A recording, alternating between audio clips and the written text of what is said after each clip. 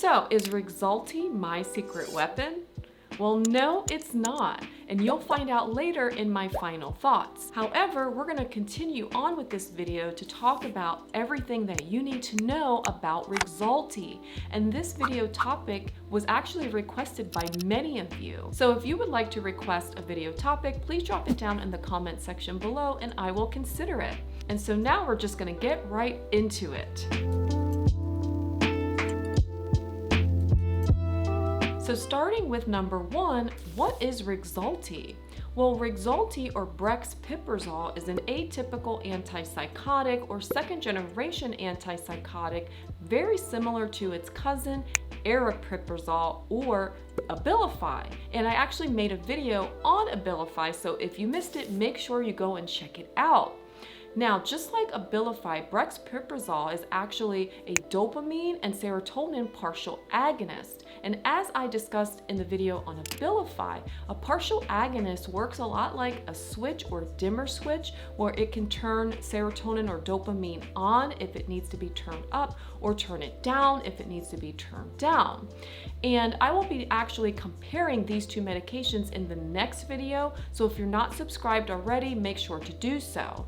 But moving on specifically with Brexpiprazole or Rexulti, it actually also has some other functions or antagonistic blocking functions of some receptor sites that makes it very useful. So first, it blocks 5-HT2A. Blocking 5-HT2A actually helps enhance dopamine in the central regions of our brain. This can actually help reduce motor side effects that are actually very common with other antipsychotics, typically the first generation ones like Haldol. And this can also help improve cognition and affect, or how your emotions are expressed, so improving the blunting or flat affect seen with depression and schizophrenia. Rexulti also blocks alpha-1b receptors, and this can help reduce arousal or agitation in patients with dementia or Alzheimer's disease. It can also reduce arousal or agitation in patients with PTSD that have those symptoms of hypervigilance or hyperarousal. And blocking alpha-1b may also lower the incidence of akathisia, or that agitated restlessness where you're pacing back and forth, you just feel like you've got to keep moving around. That feeling can be reduced by blocking these alpha-1b receptor sites. It also blocks alpha-2c receptors, and this can also contribute to antidepressant effects, and it also blocks serotonin 7 receptors, or the 5-HT7 receptors, and this too helps improve mood, cognition, and also improves those negative affective symptoms. Then it also has some action on the D3 receptors, and this action on D3 or dopamine 3 receptors could also further enhance mood, which brings us to number two, what is Rexulti actually used for? Well, Rexulti was originally approved by the FDA in 2015, and it was approved for the treatment of major depressive disorder when used as an adjunct treatment. And what that means is when it's combined with an antidepressant, it can actually enhance the antidepressant effects of the antidepressant to help improve major depressive disorder. It's also FDA approved to treat patients with schizophrenia and patients that are 13 and older. Now in 2023, so just this year, it was actually approved for the treatment of agitation in dementia and Alzheimer's patients. Now, this approval was done very rapidly by the FDA. It was fast-tracked, and it created some controversy. And in fact, there is an article by the British Medical Journal where investigative journalist Robert Whitaker looked into this a little more deeply and really exposed how this medication was fast-tracked and probably should not have been for this indication, considering that there are still risks of death or mortality with these atypical antipsychotics. And so there is still the black box warning of cerebral vascular accidents or stroke in patients older than 65, and specifically patients with Alzheimer's and dementia. And so you really have to weigh the risk versus benefit here, just like with any other medication. Now, if you're interested in that article, you can go ahead and check it out. I have the link to it down in the description. And so some off-label uses of Brexpiprazole or Rexulti include acute mania, as seen in bipolar disorder or treating bipolar disorder, as well as PTSD to help reduce the arousal or agitation with PTSD, and also for behavioral disturbances in children and adolescents and those who particularly have problems with controlling their impulses. But now this also has some controversy to it, which we'll discuss in the side effects section of this presentation. So how long does Rexulti actually take to work? Now, for those patients that have psychosis, as in schizophrenia, or those patients who are dealing with agitation in Alzheimer's and dementia, you will actually see improvement with Rexulti in about 1 week, as continued use over 20 weeks has actually shown improvement in their cognitive and affective symptoms. Now, for those antidepressant benefits, typically you're going to see results within 2 to 4 weeks, and most people will see results in 2 weeks. And the starting dose of this is going to be 0.5 milligrams, and then you slowly titrate up to the max dose of 4 milligrams. However, that max dose is only really used for patients with schizophrenia, and when it's used as an adjunct, you're only really using 1 milligram and maybe 2 milligrams. When used as treatment for Alzheimer's or dementia patients who have agitation, it's actually lower, like 0.5 or 1 milligram can actually really benefit those patients, or that's what was seen in the clinical trials. So that brings us to number 4, is Rexulti addicting? Well, no, it's not addicting. Just like the antidepressants and other antipsychotics, they're not addicting per se. However, neuroadaptation may occur, and that's why I advise my patients who are taking any of these psychotropic medications to taper off slowly when they've been on them for 1 to 3 months. Now, with Brexpiprazole or Rexulti, it does have a long half-life of 86 to 91 hours, so therefore withdrawal effects are not commonly seen with Rexulti, but it's still advised to taper slowly just to be safe. And so now moving on to side effects of Rexulti or Brexpiprazole. Well, all medications have side effects, and so the most common ones that were seen in greater than 5% of the population and twice of that of placebo in the FDA trials include things like increased weight, somnolence or sedation, and akathisia. Now, in the later studies with Alzheimer's patients, they found greater than 4% or twice that of placebo the following: the nasopharyngitis, which is basically like cold symptoms or like a sore throat, along with maybe a runny nose or inflammation of the nasopharynx or the nose and the throat, and dizziness. And so I want to mention specifically with akathisia, this side effect can be very troubling for some people, and the percentages were dose dependent, and it was anywhere from 4 to 14%, where the patients who had schizophrenia and were using the higher dosages saw the most akathisia. And so therefore, if you're taking Brexpiprazole or Rexulti as an adjunct medication and you're on a lower dose, you have a less likely chance of experiencing this akathisia. And when it comes to weight, there were some variables here on the percentages of weight in the FDA label. And so patients who reported greater than 7% of their weight being increased varied. So in short-term trials with patients with schizophrenia, we saw variability from 10 to 11%, but then long-term trials, it was up to 20% of people saw weight increase. Now, the mean average weight increase was a change of 2 to 4 pounds.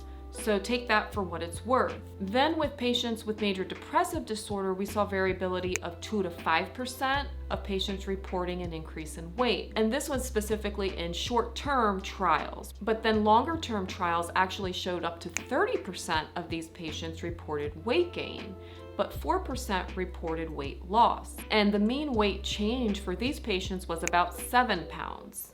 So again, depending on where you're at now, gaining 7 pounds may or may not be detrimental for you. But then there's also metabolic changes or metabolic syndrome. And this is something where you have to be very careful because it's not just weight gain. And in fact, patients who end up with metabolic syndrome, some of them don't even have the issue with weight gain. But this is where you can actually have some hyperglycemia or high blood glucose, and also elevated triglycerides or lipids and cholesterol, and may or may not also have the weight gain component.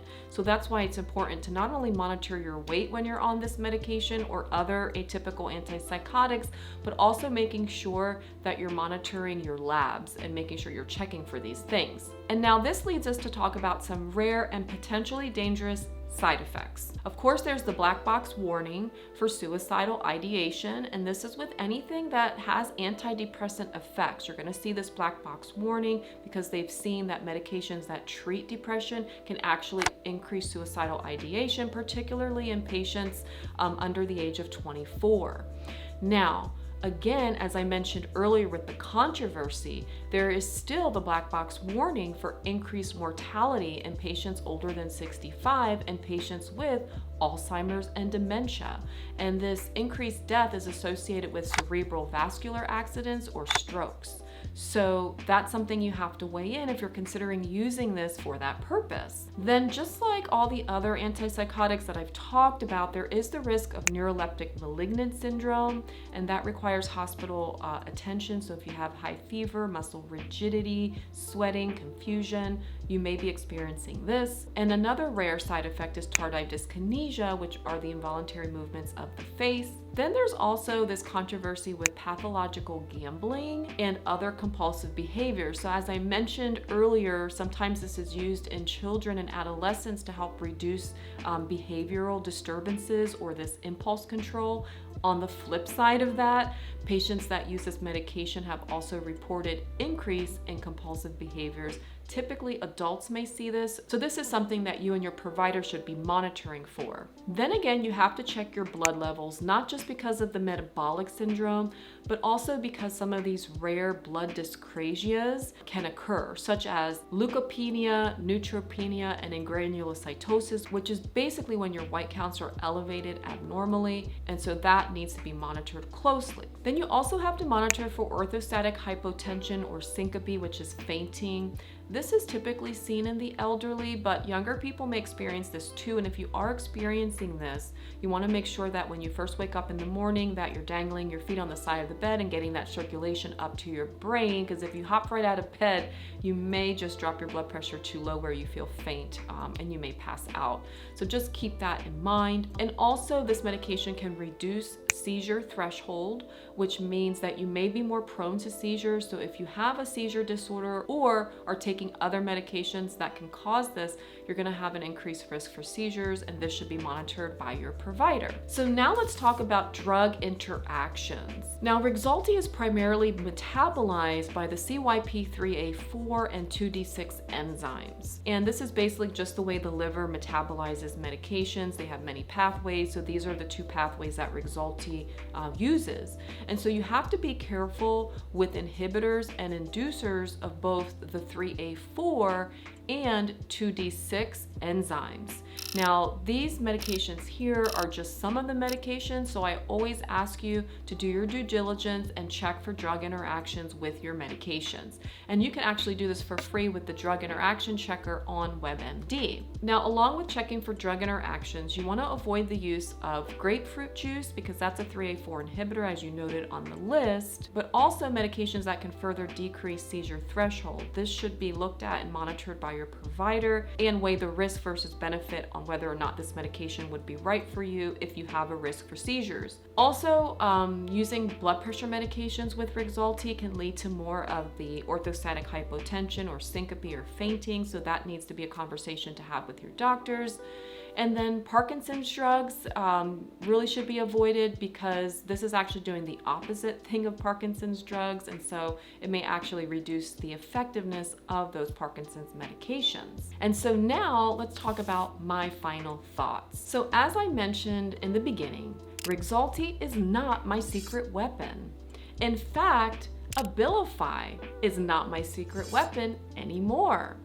You see, as I grew in my clinical practice, I came to realize that my secret weapon is actually you.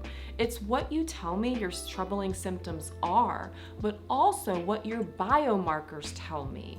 That's lab tests, what your blood, what your serum is telling me. It's gonna tell a story of what things and root causes we should be looking for to treat your primary symptoms and help you to prevent you from needing any of these adjunctive medications.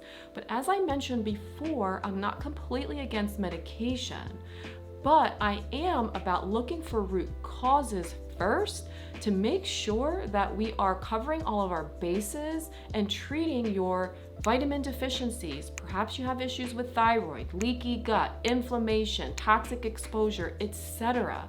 We have to listen not only to you and your symptoms, but what your body is telling us. That's what providers need to be doing moving on in psychiatry, in my opinion, and that's the way I practice. And so if you live in the United States and you are interested in integrative medicine for psychiatry and taking this approach to your treatment plan, go ahead and look at the links down in the description to schedule your consultation. So there you have it. That is my review of Rexulti. Have you had any experience with taking Rexulti or any other adjunctive medications for depression and want to share it? Go ahead and drop it down in the comment section below, because we learn from sharing each other's experiences. And as always, I thank you for watching. I wish you well on your mental health care journey, and I'll look forward to seeing you all next week.